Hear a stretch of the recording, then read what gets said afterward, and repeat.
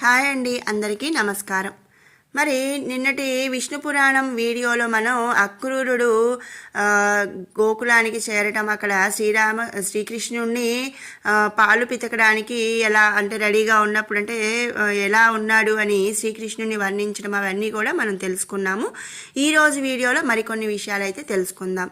మరి శ్రీకృష్ణుడితో పాటుగా పక్కనే బలరాముణ్ణి కూడా చూశాడట అక్రూరుడు.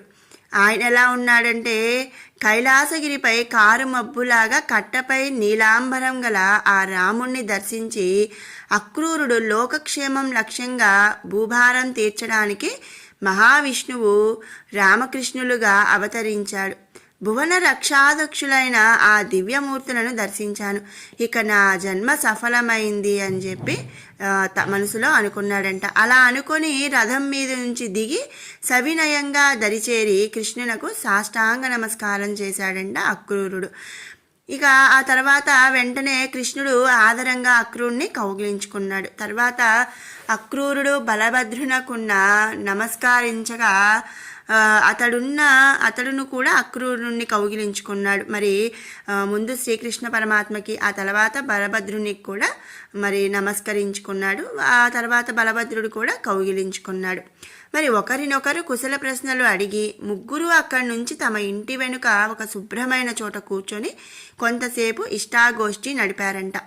ఆ తరువాత స్నానం, భోజనం అయింది. మళ్ళీ వేరే ఒక చోట కూర్చొని అన్నదమ్ములు మధురాపుర విశేషాలు అడగగా అక్రూరుడు ఇలా చెప్పసాగాడు. సర్వజ్ఞుడవు పద్మనాభ, నీకు తెలియనిది ఏముంటుంది? మరి సర్వం నీవే ఉన్నాం కదా, నీకు తెలియంది ఏముంది పద్మనాభ అని చెప్పి చెప్తున్నాడు.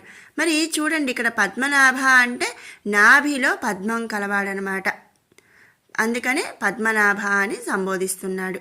అయినా అడిగావు కనుక మనవి చేస్తున్నాను, అవధరించు అంటే విను అని కంసుడు నిండు సభలో దేవకీ వసుదేవులను అనరాని మాటలనడం, తండ్రి వయసు మళ్ళినవాడు అనే ఆలోచన లేక ఉగ్రసేనుణ్ణి కాళ్ళు చేతులు బంధించి చెరలో ఉంచటం, ధనుర్యాగం పేరుతో మిమ్ము వధించాలని దుస్తంత్రం పన్ని తీసుకురమ్మని తనను పంపడం, ఇవన్నీ కూడా అక్రూరుడు శ్రీకృష్ణ పరమాత్మతో చెప్పాడట. మరి అక్రూరుని మాటలు విని కృష్ణుడు, అవును, నాకు ఆ నీచుని వృత్తాంతం అంతా కూడా తెలుసు, మరి నేను వస్తాను. కంసుడి ప్రాణాలు మరి వాడిలో లేవనుకో, ప్రజలందరూ ఆనందించేట్టు ఉగ్రసేనునకు ఎల్లుండి పట్టాభిషేకం చేస్తాను. మరి రేపు ప్రభాత సమయాన పాలు, పెరుగు, నెయ్యి సమృద్ధిగా కావళ్లలో నింపి గొల్ల పెద్దల ముందు వెళ్ళిన వాళ్లతో నందుడును, నువ్వు, అన్న, నేను రథ ప్రయాణం, సరేనా, పడుకో అని చెప్పి శ్రీకృష్ణ పరమాత్మ అక్రూరుడితో చెప్పాడట. మరి ఇక లేచాడట. అంటే మరి ఇంటికి వచ్చిన అతిథి కాబట్టి ఆయనకి స్నానాలు అన్నీ అయిపోయి మరి భోజనం చేసిన తర్వాత మరి కుశల ప్రశ్నలు అన్నీ కనుక్కున్నాడు. మరి ఎందుకు వచ్చాడు ఏంటి అన్ని విషయాలు కనుక్కొని, సరే రేపు ఉదయం మనం బయలుదేరదాము, ఇక ఇప్పటికి నువ్వు పడుకో అని చెప్పి అక్కడి నుంచి శ్రీకృష్ణుడు వెళ్ళిపోయాడట. ఆ రాత్రి అందరూ నందుని మందిరమందే నిద్రించి తెల్లవారగానే లేచారు. కాలోచిత కృత్యాలు తీర్చి పాలు మొదలైన పదార్థాలతో కావిళ్లతో తగు వారిని ముందు పంపి తాను బలభద్రుడు అక్రూరునితో రథారూఢులై అయ్యారట. మరి రథం కదిలింది. గోపికలు చూశారు. అందరూ ఒక చోట చేరి మరి కృష్ణునితో ఎడబాటు భరించలేక బాధ కాగా విచారించసాగారు. ఏకధారగా కారే కన్నీరు వారి వక్షస్థలానికి అభిషేకం అయిపోయిందట. అంతగా గోపికలందరూ కూడా ఏడవసాగారట. ఆ అవస్థలో ఒకరితో ఒకరు అనుకుంటున్నారు. మరి ఆ బాధలో ఆ గోపికలు ఒకరికొకరు ఏమనుకుంటున్నారంటే, ఏమే ఆ నందనందుడు మనకి ఇన్నాళ్ళు ఆనందం కలిగించి కలిసిమెలసి ఎడబాటు లేక తిరుగుతున్నవాడు ఇప్పుడు మధురకు వెళ్ళిపోతున్నాడంటే దయాదాక్షిణ్యం లేనివాడన్నమాట. మరి నందనందనుడు అంటే శ్రీకృష్ణుడు అనమాట.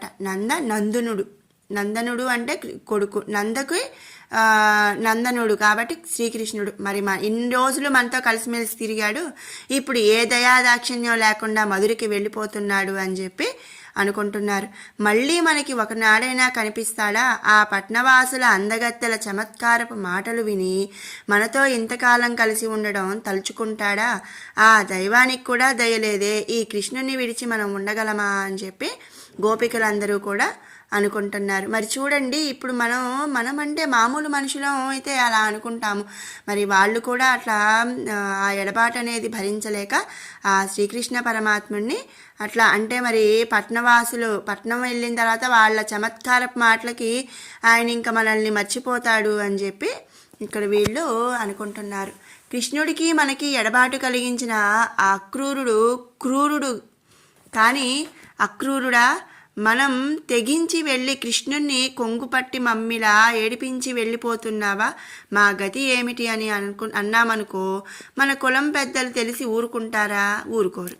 ఈనాటి నుంచి మన గొల్లపల్లె చిన్నబోయి ఉంటుంది అని చెప్పి గోపికలంతా కూడా మరి బాధపడుతున్నారు.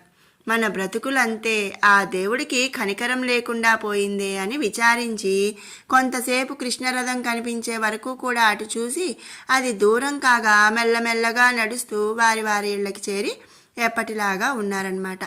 మరి అక్రూరుడు రథం వడివడిగా తోలుతూ యమున ఒడ్డుకి చేరగా అక్కడ ఒక మర్రి చెట్టు కింద రథాన్ని ఆపి, కృష్ణ, మధ్యాహ్నిక క్రియ తీర్చుకొని అరగడియలో వస్తాను అని రథం దిగి నదికి వెళ్ళాడు.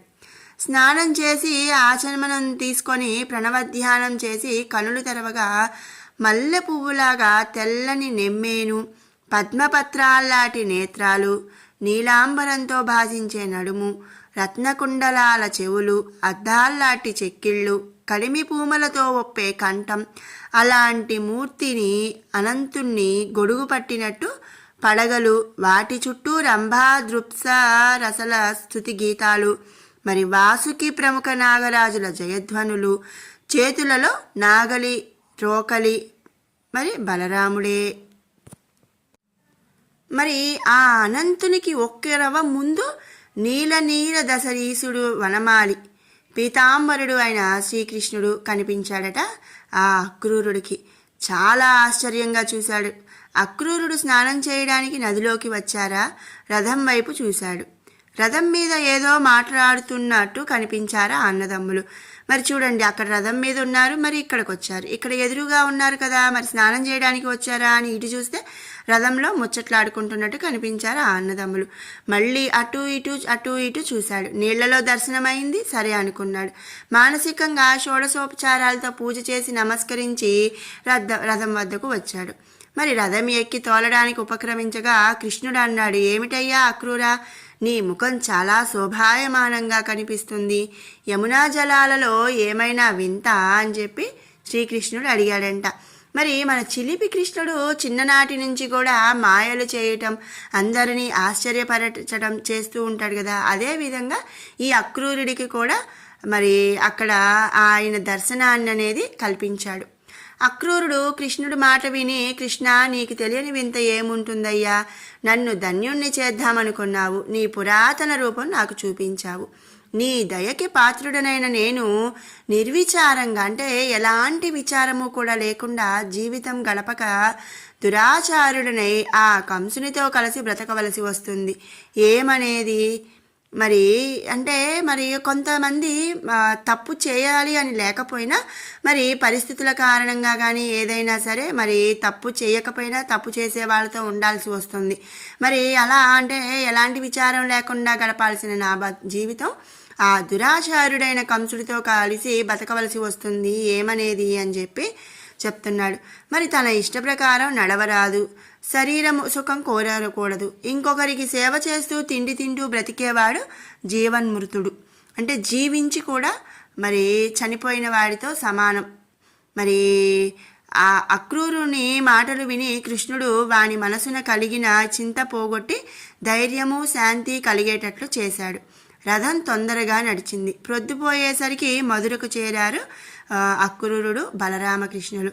అప్పుడు అమ్లారుడు అని ఆ అన్నదమ్ములతో అన్నాడు, మీరు రథం మీద కూర్చుని వస్తే కంసుడికి కోపం వస్తుంది కనుక మీ కట్నాలు పట్టుకొని నడిచిరండి. మీ తల్లిదండ్రులను చూడడానికి వెళ్ళకండి. మీ వెళ్ళడం తెలిసి దుర్మార్గుడు వారిని బాధిస్తాడు అని కర్తవ్యం చెప్పి వారి వద్ద సెలవు తీసుకొని తిన్నగా కంసుడి వద్దకు వెళ్ళాడు ఆ అక్రూరుడు. మరి రామ దామోదరులు వచ్చారని చెప్పి తన ఇంటికి వెళ్ళిపోయాడు అక్రూరుడు. ఇక్కడ రామ దామోదరులు అంటే బలరాముడు, శ్రీకృష్ణుడు. మనం ఇంతకు ముందు ఒక వీడియోలో కూడా చెప్పుకున్నాము శ్రీకృష్ణుడికి దామోదరుడు అనే పేరు ఉంది అని. కాబట్టి ఇక్కడ అక్రూరుడు రామ దామోదరులు వచ్చారని చెప్పి కంసుడితో చెప్పి ఇంటికి వెళ్ళిపోయాడనమాట. మరి అలా శ్రీకృష్ణ పరమాత్మ అలాగే బలరాముడు ఇద్దరు కూడా అక్కడికి మధురకు చేరిన తరువాత ఏం జరిగింది అనే విషయాన్ని మనం రేపటి వీడియోలో తెలుసుకుందాము. మీకు ఈ వీడియో నచ్చినట్టయితే లైక్ చేయండి, షేర్ చేయండి. అలాగే మరిన్ని అప్డేట్స్ కోసం మన ఛానల్ని సబ్స్క్రైబ్ చేసుకోండి.